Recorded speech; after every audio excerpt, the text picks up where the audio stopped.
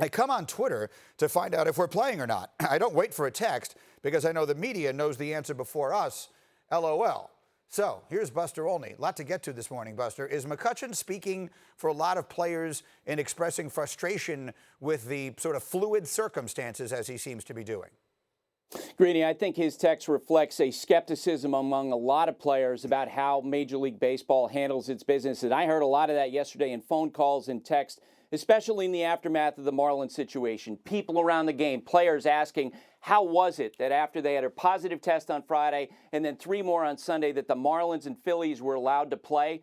And so it was interesting in the last 24 to 36 hours, the players are beginning to flex their muscles a lot more to try to dictate what's going to happen. Yesterday, the Nationals players voting that they didn't want to play in Miami this weekend. It wasn't something that they wanted to do. Anthony Rizzo of the Cubs, Joey Votto of the Reds exchanging text messages asking, hey, how are you feeling? Are we going to play today? I think more of that is going to happen, Greenies, these hot spots pop up. Because let's face it, push comes to shove. Rob Manfred can't tell these players to play a game. And especially with how we've seen how the schedule can be fluid, I think the players will push back a lot. I get that totally. And I think at some point a decision is going to have to be reached, because if the idea here is that once a player tests positive on any team, that team has to shut down for any period of time, this is just a waste of time. That it's inconceivable that isn't going to happen. So whatever the protocols are, they can't be that, right, Buster? And I totally get it. If the players say we don't want to play, then they're just not going to be able to do it.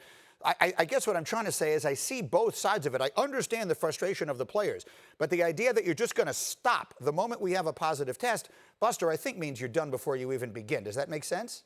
I think that what needs to happen is that Major League Baseball needs to reestablish the credibility of the health and safety protocol that is put in place, because it's clear from the reaction of the Marlins and the Phillies on Sunday that there was a lot of confusion about what was going to happen and what should have happened on Sunday. All right, that I totally get. Let me then get you to the other. We led this morning with what happened last night with the Astros and the Dodgers, and it's not a surprise. The Dodgers lost to the Astros in the World Series in 2017 and the cheating and all the rest of that. And so last night, Joe Kelly certainly looked like he was throwing at 3 of them, including right at the head of Alex Bregman. What was your reaction to all of that yesterday? It's interesting. When these situations pop up, we get asked, is there going to be retaliation? And so often it just comes down to the personality of the pitcher on the mound. In the years that I covered the Yankees, Andy Pettitte hated the retaliation stuff. He couldn't stand it. Anybody you talk to who played with Joe Kelly will tell you he's okay with it.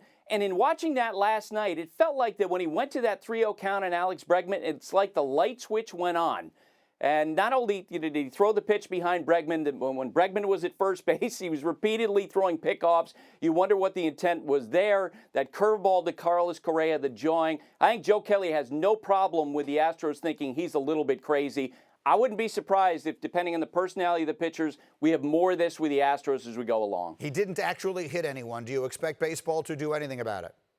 No, because I think they will follow the lead of the umpires who were on site, who waited to actually give a warning later after the Correa pitch. Okay. Robert Stanberry, Olney III, with the very latest and a very interesting stretch of baseball. Thank you for watching ESPN on YouTube. For live streaming sports and premium content, subscribe to ESPN+.